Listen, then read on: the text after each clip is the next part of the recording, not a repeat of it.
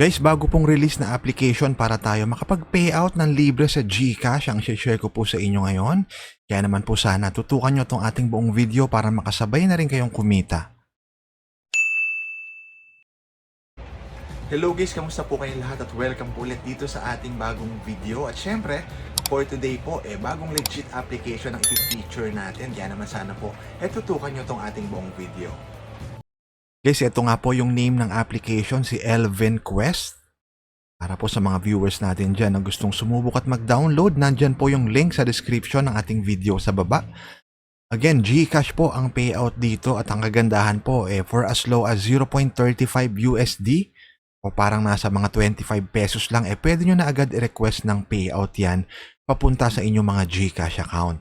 Pag open po ng mismong app, pwede nyo na itong in-next or kaya naman palitan nyo po yung inyong nickname.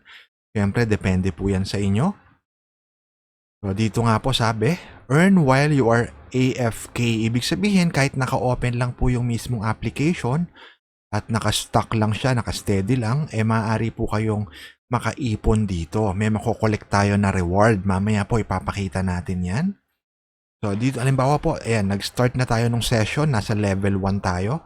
Mapapansin nyo po, merong timer na umaandar. So, ibig sabihin po, kahit naka-steady lang, kagaya nito, may matatanggap tayo na reward. So, ibig sabihin, the more time na naka-spend tayo rito sa application, the more po na mas mapapabilis yung ating pag-request ng payout. So, balik po tayo sa session. May kita nyo, ayan, naka-arrow po yung timer na umaandar. So, again, may makokolekt po tayo dyan na USD. Every time po na tayo nag-i-stay ng matagal dito sa application na to. So, ilan po ba? I-tap lang natin yung continue. Ilan ba yung matatanggap natin na reward? So, antayin lang po natin. So, ayan, 0.0001. So, sayang din, di ba? So, saglit pa lang tayong nakastay po dito sa application na to. Tapos, meron pa sila ritong special offer. So, sabi, kapag po dinownload natin at nilaro itong application na to for 5 to 10 minutes, may matatanggap tayo na reward. Yan po nandito sa tab sa bandang pangatlo, yung offer wall. May mga hot offers po sila. Meron din silang survey na gusto nyong subukan. Pwedeng-pwede po yan para mabilis kayo makaipon at makapag-payout. So, syempre, kung gusto mag-invite ng friends, pwede rin, optional yan. Tapos, kapag tayo naman po mag-withdraw, punta lang tayo dito sa may dollar na icon, sa may withdrawal tab. So, mapapansin nyo po rito, GCash, PayPal, yung mga payment option. So, kung saan po mas convenient sa inyo, dun kayo mag-withdraw. Pwede rin pong through Lazada. 0.35 USD lang or parang nasa mga 25 pesos nga lang po yan. Pwede na kayo agad makapag-request ng payout pa GCash. At for today's video nga po, tayo magla-live withdrawal request after some time po na tayo nakaipon ng 2 USD. Susubukan na natin mag-request ng withdrawal. Piliin lang po natin yung GCash, tapos confirm.